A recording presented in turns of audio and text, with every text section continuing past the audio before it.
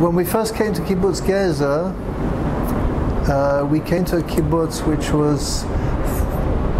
had been in existence for already 20, 30 years, but it had collapsed several times. So it went through several reincarnations with different groups of people.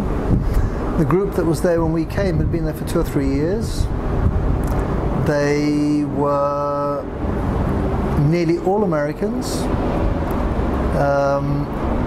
and they were all in their 20s, and they had all come through the alternative American movement. And the feel of the kibbutz was a very alternative feeling type kibbutz. It was very radical at that time. One of the earliest decisions was there should be no industry, that everybody should work with their hands. There was the first few groups that came there had what's called an open money pot, and there was actually for a while some of the groups operated with baskets of money, and you took what you needed, though that was a fairly temporary phenomenon. But this was a kind of background. So we found it very attractive, and it felt like an alternative type kibbutz. This gradually changed. A number of reasons, hard to tell really,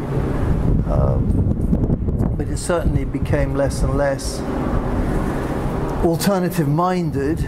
And then in the 80s, with the whole sequence of events about money, about government involvement, which is a big subject which I don't really want to go into here, but basically what it meant for us was that we got into a debt that within about a year or two spiraled to such an extent that there was no way that it could be repaid ever.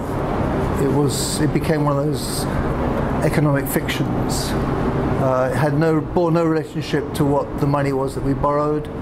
The inflation, for a time, nobody knew what the inflation was, but we're talking about several 100%. For a time, the shekel wasn't used anymore because nobody knew what it was worth. We were using dollars for a while.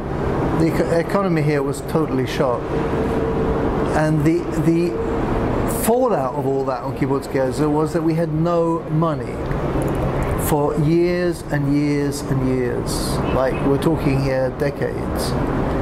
And everything was tight that had to do with money, which meant that there was no possibility of investment in things, which meant the work branches became very heavy to pull, because you couldn't invest in new stuff very often. It meant that our living conditions were really hard, and there was a time when we would get, I can't remember, it was 50 shekels a week or 50 shekels a month or whatever it was, but it was really very, very little. We had to queue up, and when the money ran out, if you're at the end of the queue, you didn't get. And not that we were terribly poor, we were a collective, we always had enough to eat, but you always felt that there was no money for anything. And that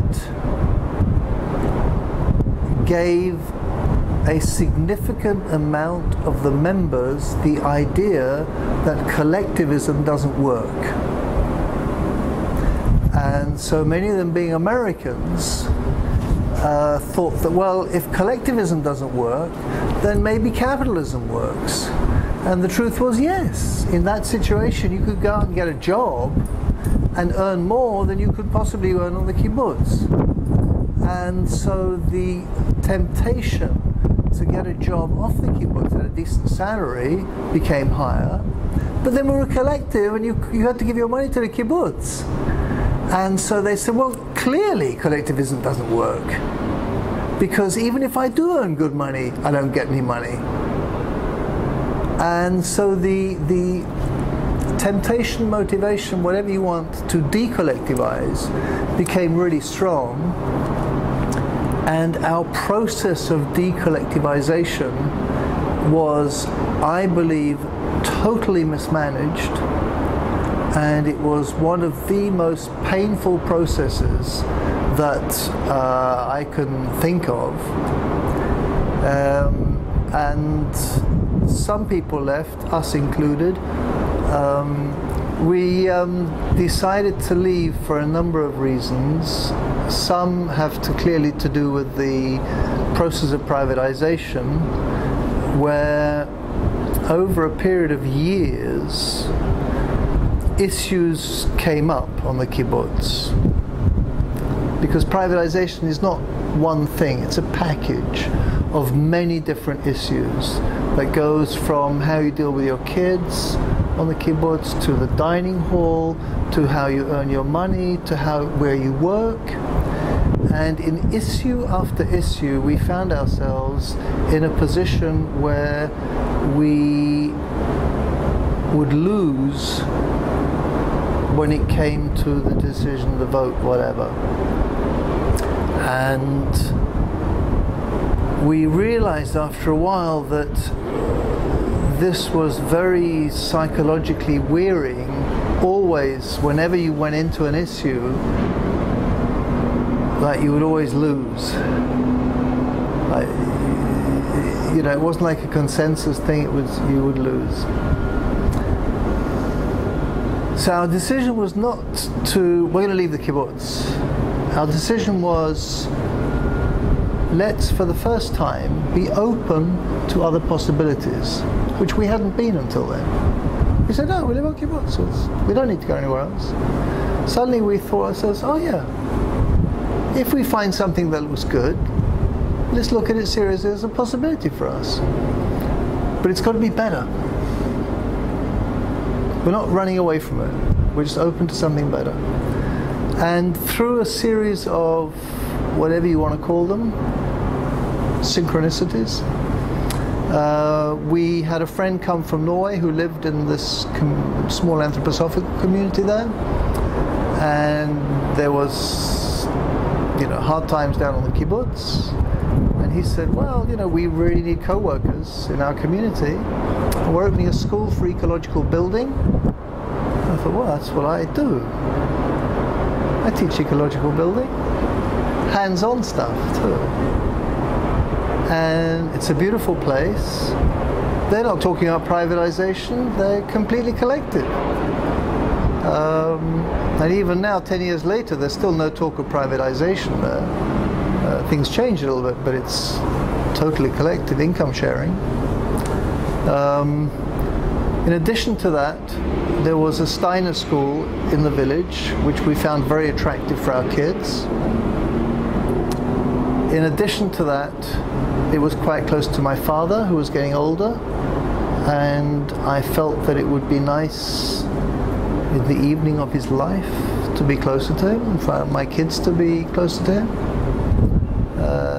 It was also close to my mother and my sister, and the same reasons there. And so we thought, hey, you know what? This is actually possible. Let's try it for a year. And a month after we left Israel, the second Intifada broke out. At the end of that year, had we gone back to Israel, our eldest son would have been in the army. The Intifada was terrible. The kibbutz was worse. And we thought, this is crazy. It's crazy to go back to that. And so we decided to stay. And that's a community that has much more of the collective that we wanted. It had a lot more of the spiritual side that was lacking on kibbutz for us. The climate is harder, but not in the summer when it's very hot here. So it's everything is compromises. Like, you know, we miss some of the stuff here in Israel, but then we get other things there.